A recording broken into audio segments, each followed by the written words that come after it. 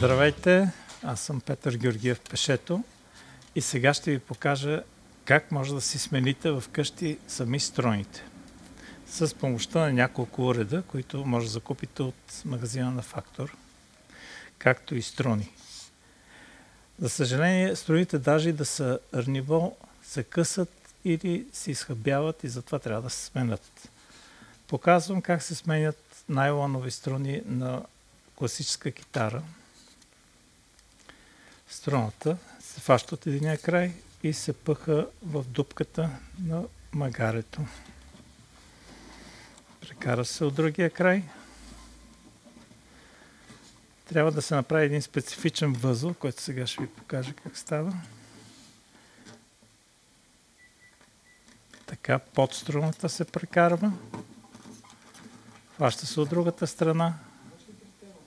Пъха се пак под струната, отзад.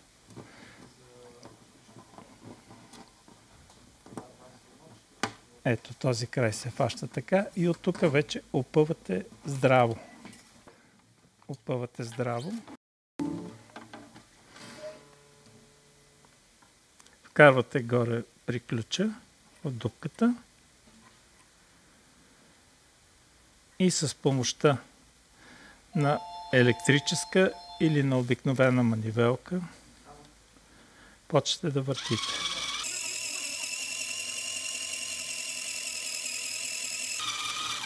Така, ако нямате електрическа манивелка, може да ползвате такава ръчна, която също върши работа, естествено става малко по-бавно.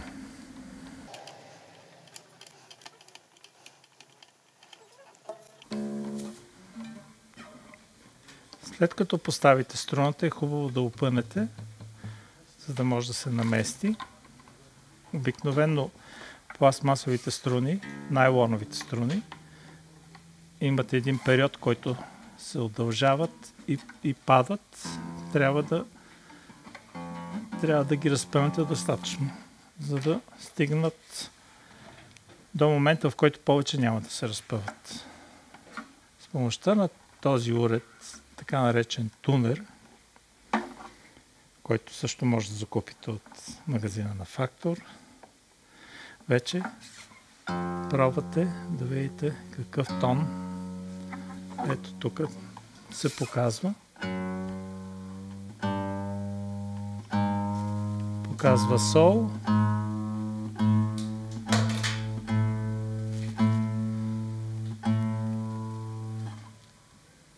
Още един път опъвате.